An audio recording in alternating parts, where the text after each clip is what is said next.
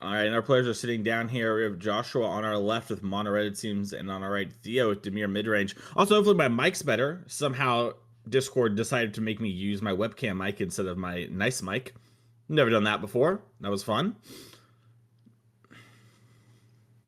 Yeah, so we have one of the, I would say one of the unsung stars of Quebec Magic here on the right, Theo Jacque-Griffin, an RC champion in his own right, Mhm. with Spirits in Pioneer. So no stranger to these tempo-y aggro control decks. And the Demir decks these days, they're not as devoted to that recipe as they might like to be, because you really have to warp your deck to beat Paris.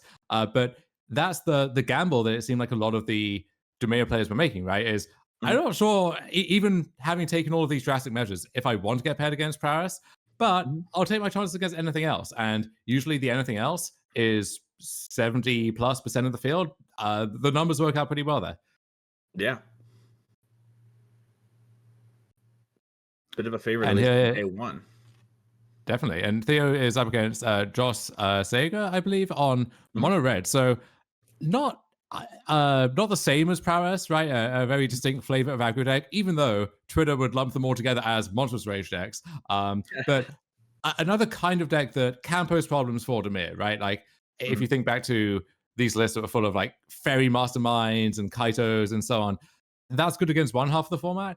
Not so good against the half eye hero or Stormcloak's talent half. So if you want to show up with Demir these days, usually you have to go a lot heavier on the anti-aggro cards, these kind of sorcery speed haymakers like Preacher of the Schism, and then you can have your fun playing like the flash game when it suits you against control and so on post board. All right, Joshua taking a mulligan.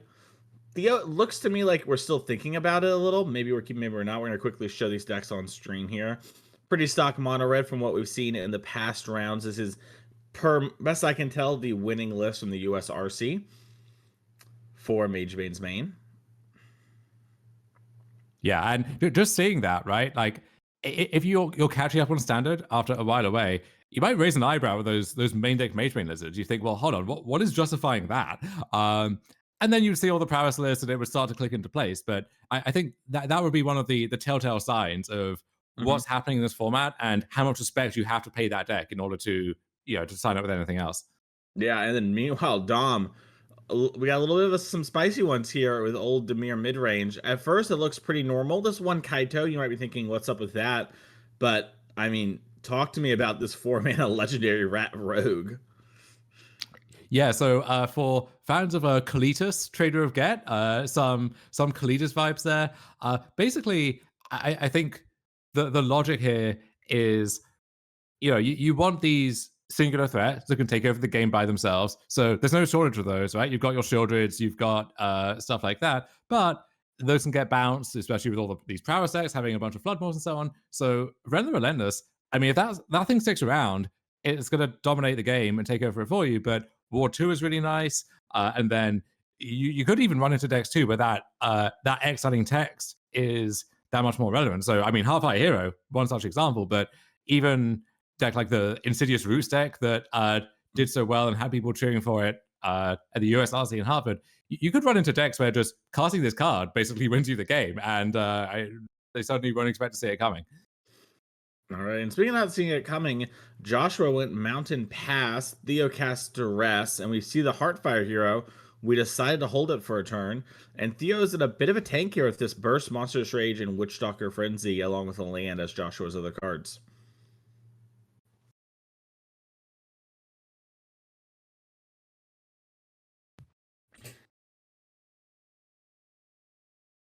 Yeah, and it looks like Theo really tank. I know we have a Deep Cavern Bat in hand. That was one of the cards I was able to make out. So yeah, taking Burst Lightning seems like a pretty safe way to make sure your Deep Cavern Bat sticks around. And you have another one too that could be really backbreaking. Yeah, this is one of those hands after a mulligan where the mono red deck it kind of has more spells than it would like and only has one threat. So if Theo has a way to contain this Hellfire hero, maybe he has the time to to set up all of his other pieces. And so yeah, duress into Deep Cavern Bat, gonna attack those spells, taking the burst lightning, clearing the way for the bat, and then just needs the way to contain the hero to complete that recipe. Yeah, I think I made out another Deep Cavern Bat in hand here for Theo. Yes, this Monster Rage gets cast. I think if it hadn't been cast, there's a good world of Theo maybe takes the Rage. But yeah, double Witchstalker Frenzy. We're going to take one of those. Joshua draws a land. Who get to kill the bat. If we don't, it could be bad. So we're going to trigger Valiant with the Rockface Village and attack in here for 4. 5, excuse me, from the one from the Rockface. Sorry, the dice was a little small there.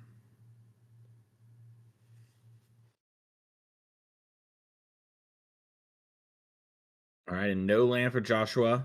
We didn't skip out on Woodstalker Frenzy just to push some extra damage.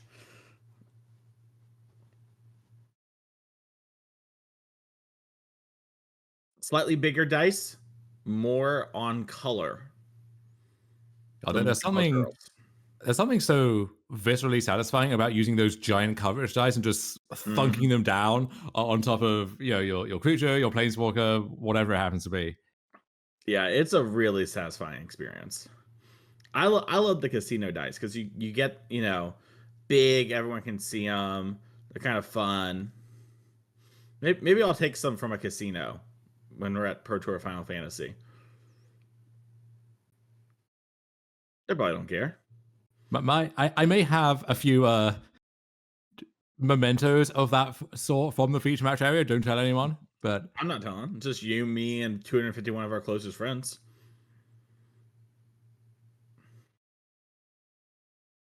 I'll sneak you one, Dom. that's why you're the goat, Mason. That's why you're my closest friend, and not just by 126th best friend. Okay, Wow. so Deep Combat number 2 comes down, sees the frenzy, also sees, I believe that's Case of the Crimson Pulse coming in from the sideboard there from Joshua. So this is a card, as we like to say, for the grinding matchups. This is a matchup, though, where it certainly can tend in that direction, right? But more often than not, I think, if the games that Theo is winning and wants to create are going to revolve around these big threats like Preacher, Vren as well for the first time, Shielded, and so I think a card like Case, if you're ahead and Theo has to spend all of his cards to keep up, and then both players are out of cards, yeah, Case is going to be great. I worry in a lot of the games you're worried about, though, it's so bad when you're behind that it just makes your problems even worse. Yeah, I do wonder about that too. I will say this: this is the kind of game where I think is at its best if you think that your opponent's gonna have like a lot of discard, and then theoretically like kind of top deck it, and it gets you back in it, right?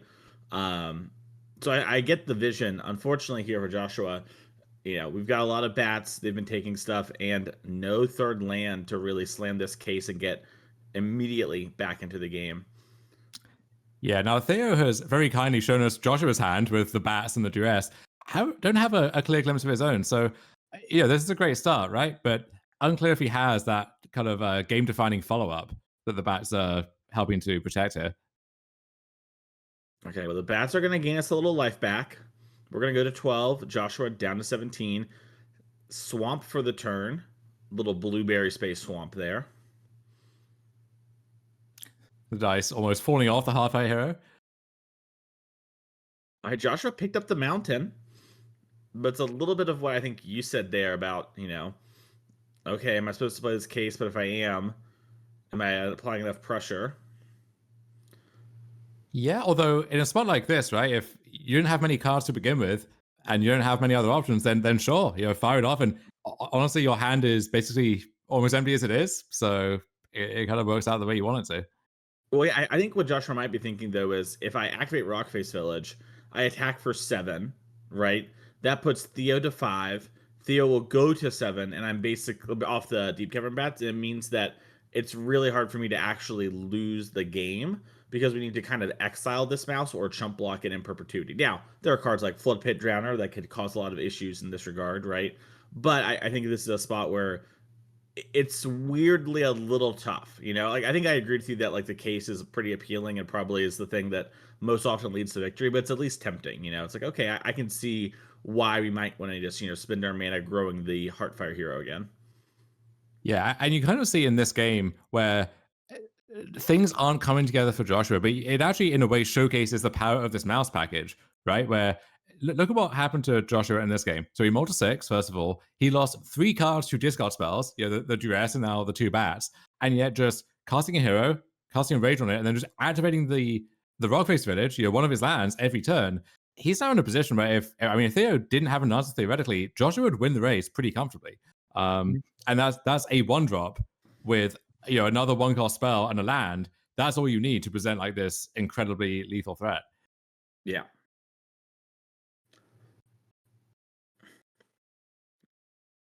Manifold Mouse for Joshua's Kingdom here.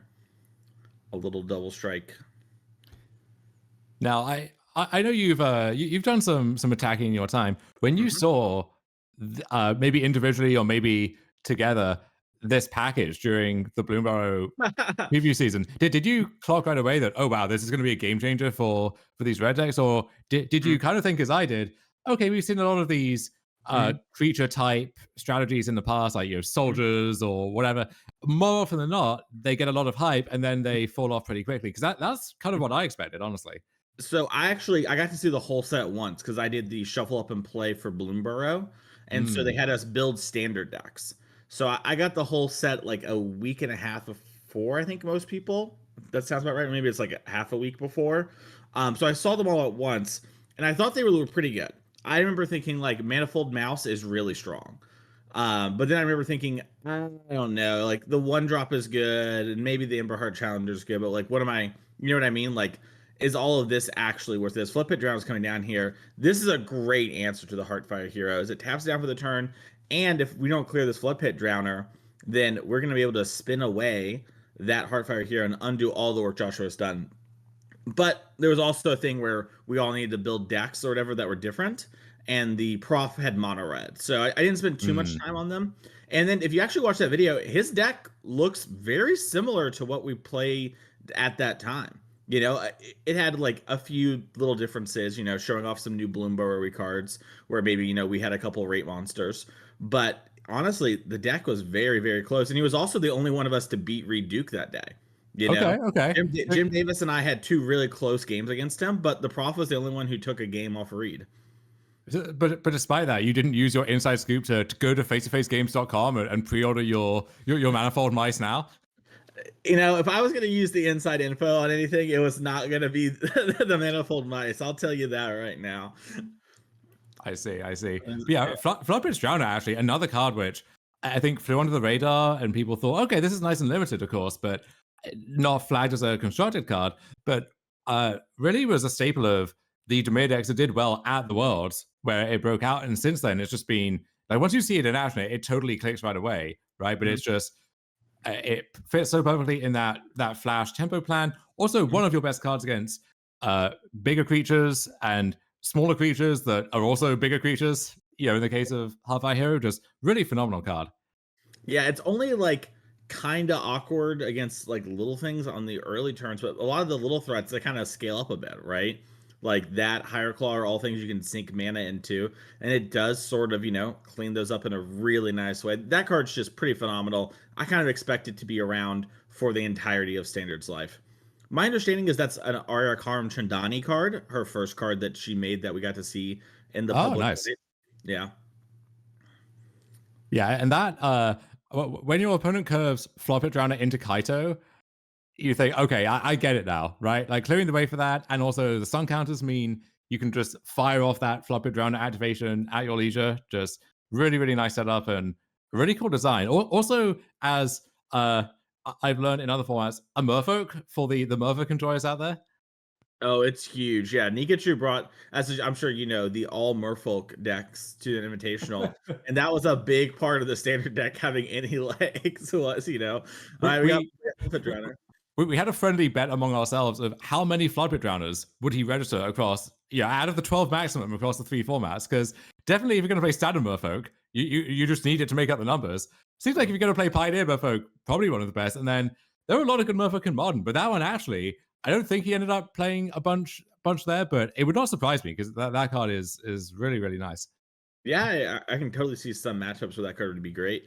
As we are going to take a second here, we drew Scorching Shot for the turn for Joshua, but we played our Case of the Crimson Pulse, got a land after discarding Monstrous Rage. And now Theo's taking the think here on what we want to do before combat. And we're going to ping ourselves with the Pain Land so that we're tied with Joshua to get both modes of Breach of the Schism.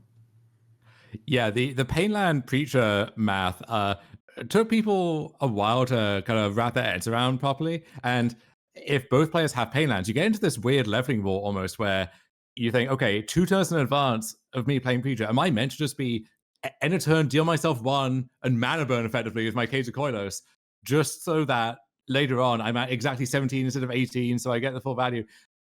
Really weird stuff happens when Preacher's in the mix. It really does.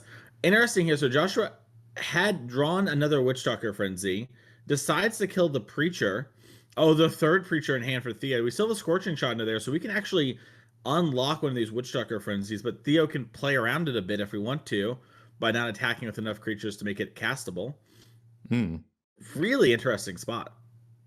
Yeah, and this is the recipe that you want against the Prowess decks as well, but also the mono red decks. It's just Duress into Preacher. Your Preacher is so big and has Death Touch that even if they have the Monstrous Rage or something, right? Like you're gonna get their thing in combat, gonna be hard to kill, and then if it lives, it sizes, it dices. You can attack with it and still get these good lifelink blockers. One of the unsung heroes of the deck against any kind of like aggressive strategy. Yeah. Speaking of unsung heroes, something that's not that is Shieldred, which would be quite nice into this, solved case here. Take Joshua 6 Mm. life between the draw step and the beginning of the turn. I think thinking about various heroes, half our hero very much sung at this point. I think the jig is up on that one. Yeah. Draw a card from the Preacher. Joshua can block the Vampire token for free. If given the chance, we maybe drew a kill spell. In some ways, Joshua it's liberating because there's not much you can do. You just I don't know, you draw your 1 card a turn, or now potentially you draw your 3 cards a turn with your case, and then you just cast them and hope to stabilize. Whereas Theo on the other side, it's almost like Theo is the one who's racking his brain with his full board, his 6 lands, his handful of cards. He has options, and that's a blessing and a curse sometimes. Yeah. Well, 4 mana here. Okay. It's Ren the Relentless. It stayed in. And to go for the throat, the mouse. All right. And a passing of the turn. Joshua's going to get 2 cards from the case being solved and 1 for the turn. Manifold Mouse, Mountain. Other Mountain as the draw. I don't think that's going to be good enough. Yeah, I think if Joshua could pick the exact 3 cards that he drew this turn, I don't think it would be enough to get back in this. Yeah, it'd be really tough, especially with the case making you discard everything. Which, do believe we have to discard our hand here. Manifold Mouse, Offspringed.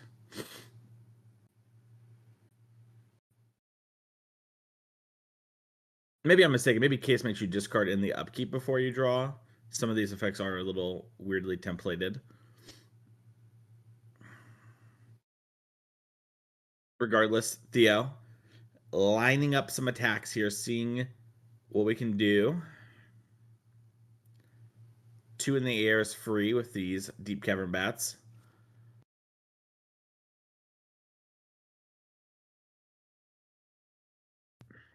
We got a reader, which no, if you're gonna some of the cards on this board, if you read them, I wonder how thorough your preparation was. If you have to read Ren, that's okay. I had to read it too. Yeah, I was gonna say Vrin's also one that I'm surprised didn't get read sooner. It's Yeah. like it Well, was like, oh, especially that one has ward. You don't want to be reading that for the first time when you try and kill it with your frenzy or something. oh yeah, it's definitely one that you need to give a little bit of a second to before you start tussling with. I'm now sad there wasn't a card called Vren's Resolve. I don't know what it would do exactly, but just I feel like we can build out the lore around Vren a little more here. Yeah, I think when we return to Bloomborough someday, Vrin's gonna play a big part in it. Kind of like the Jace Belairn of Bloomborough, is there at the beginning, becomes our star at the end. I'm a big fan of Blore the Impervious myself. Don't know about you. Yeah, no, that's a good one. I think my favorite character is Narset. It's not set on Blueberry. No. Well, she is I in the special guests. She's like a crane or something, right? oh, like with the Foxy Jace or whatever too. Yeah. Yeah, yeah. Foxy Jace, Otter Ral. What's the other one? Oh, Karn's a tree. He sure is. Yeah. Yeah, yesterday when we had my man David Booker on camera, I mentioned that he enjoys playing the weirdest and most cursed printings of every card possible. He instantly pre-ordered a full set of the tree cards. Those are really it is a certain vibe, you know, that you get to establish with those. I do like it's like, I think restrictions sometimes like breed creativity, right? And so it's like, okay, we're gonna do Karn on Bloomborough. Everything has to be an animal. What animal do we do? And it's like, there's probably a lot of brainstorming. Eventually somebody goes, I mean, it could be a tree, like kind of defeated after a long day. And then they're like, tree, everyone starts shaking their head and then they commission the art and here we are. The tree game itself. Yeah, I mean, Bloomberg is a set which, and I actually wonder how much of it is that flavor, right? That like red wool, like cutesy feel to it. I maybe subconsciously that made people underrate it even more. But that's a set which during the previous season we said, okay, there's some cool stuff here and there, but honestly, it's one of the strongest sets printed in quite some time, I think. Yeah, we're gonna see a concession here from Joshua, but I agree with you. I think the cutesy thing did a lot to harm people thinking it was a real set.